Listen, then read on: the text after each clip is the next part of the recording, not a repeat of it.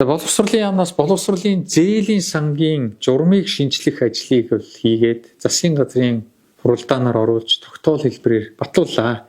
За энэ концепцийн бодлогын шинжтэй, зарчмын шинжтэй нэлээд олон өөрчлөлтүүд орсон. За үүнээс онцолж 3-4 дүрт. Хамгийн нэгдүгээрт сонгон шалгуулалт дээр хүний оролцоо байхгүй болсон. Энэ бол дандаа онлайн хэлбэрээр шууд одоо материалын хүлээж аваад шалгаад гаргах чинь.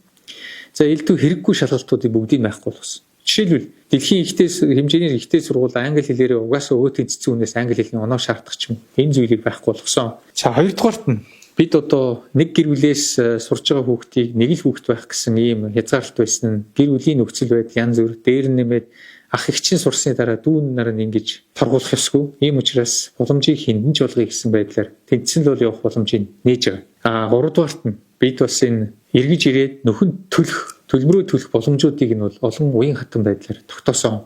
Жишээлбэл шилдэг ихтэй сургууль төгсөөд өндөр үнэтэй боловсролын зээлийн сангаас зээл авсан бол 3 хүртэл жил гадааддаа ажиллаад өөрийнхөө чадварыг дээшлүүлэхээс гадна сургалтын төлбөрөө бүрэн төлөх боломжийг бий болгож.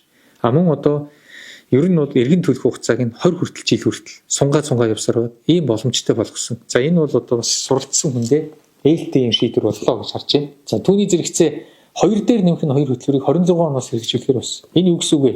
Энэ бол бакалаврын төвшөнд сурж байгаа хүмүүс Монголд ямар ч ус 2 жил сурсан бай.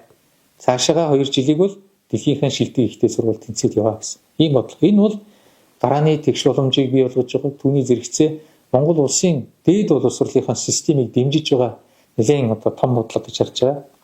Үүнийхээ зэрэгцээгээр бид магистр докторийн одоо хамрагдах мөн одоо тэтгэлгийн хэмжээг бол нэмсэн. Тов хэмжээг нэмсэн. Цаашдаа бидэнд илүү судалсан, илүү зорилготой ийм хүмүүс илүү хэрэгтэй. Монгол улс бол өнгөрсөн 30 жил бакалаврын түвшинд олон хүнээ бэлдсэн. Өнөөдөр энэ хүмүүс эргэж ирээд улс орныхоо хөгжилд хувь нэмэр оруулж байна.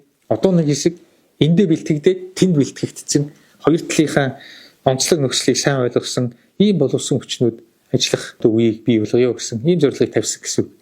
За ерөнхийлөгчийн тэтгэлэг бол тусгаалan бүлэг болж ороод за 500 хүртэл хүүхдэд бол олгож байгаа хэвээрээ шүү. Энэ бол хэвээрээ. Ингээ явж байгаа гэдгийг хэлье.